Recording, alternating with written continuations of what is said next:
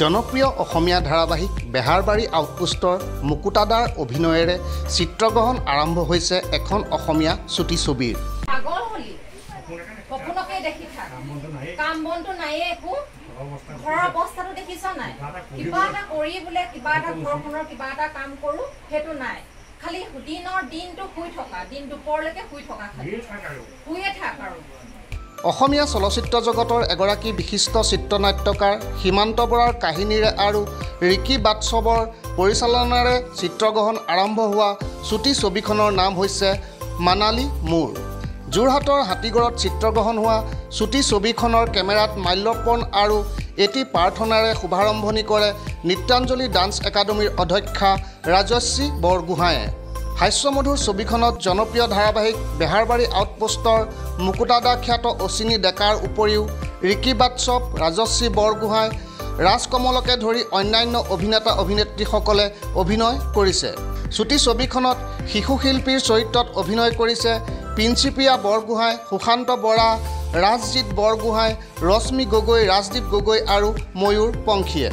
অচিৰেই মুক্তি লাভ কৰিব লগা চুটি ছবিখন উপভোগ কৰিবলৈ মুকুতাদা খ্যাত অচিনী ডেকাৰ লগতে সকলো কলা কুশলীয়ে দৰ্শক ৰাইজক অনুৰোধ জনাইছে। আজি আমাৰ মানালী মন চুটি ছবিখনৰ এতিয়ালৈকে কেইবাটাও এই চিত্ৰগ্ৰহণ সমাপ্ত কৰা হ'ল। আমাৰ কাহিনীটোৰ চিত্ৰনাট্য বুলি ক'বলৈ গ'লে ময়ে লিখিছিলোঁ মানালী মন, সীমান্ত বৰা। তাৰপৰা আমাৰ ৰিকি বন্ধু একেবাৰে একদম সৰুৰ পৰা আমি একেলগে থকা এই ডিৰেকশ্যন দিছে। এজনকো চেহেৰাটো দেখিলে দ্বিতীয়বাৰ চিনাকি কৰি যোৱা অসমৰ ৰাইজক প্ৰয়োজন নাই, তথাপিতো এজনক নামটো মই নকওঁৱেই, মই মৰমতে আকৌ আচল নামটো নকয় মুকুতাদাৰ বাচ্চাদাৰ এইটো কৈহে ভাল লাগে।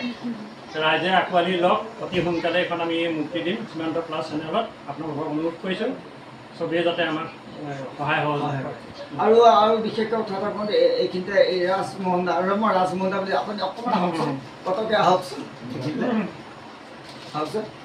এখেতো যথেষ্ট দিনটো লাগি আছে। আমাৰ কেমেৰা পাৰ্চন নামটো কি আছিলে তাৰ? ৰূপম কেমেৰাত আছিলে, শিৱসাগৰৰ পৰা আহিছে। তাৰপৰা এই বিশ্বদা, একচুৱেলি মই ৰাজমোহন এটা চৰিত্ৰ কৰাৰ কাৰণে মই ৰাজমোহন দা বুলি কওঁ। আৰু ৰাজমোহন দাৰ ল'ৰাটো বিশেষকৈ আমাৰ বহুত দিগদাৰ হয়, কিছুমান একদম বতৰ বেয়া, তাতে আমি কাম কৰিছোঁ। চ' অকণমান বৰ্তমান এনেকুৱা থাকে। মই কিন্তু এষাৰ ক'বলৈ কওঁ মোৰ বন্ধু প্ৰথমতে আপোনালোকক ধন্যবাদ জ্ঞাপন কৰিছোঁ।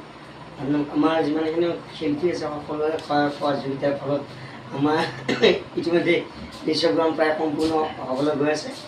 আৰু আমি সকলো আশাবাদী যে এই চুটি ছবিখন অসমবাসীয়ে আঁকোৱালি ল'ব।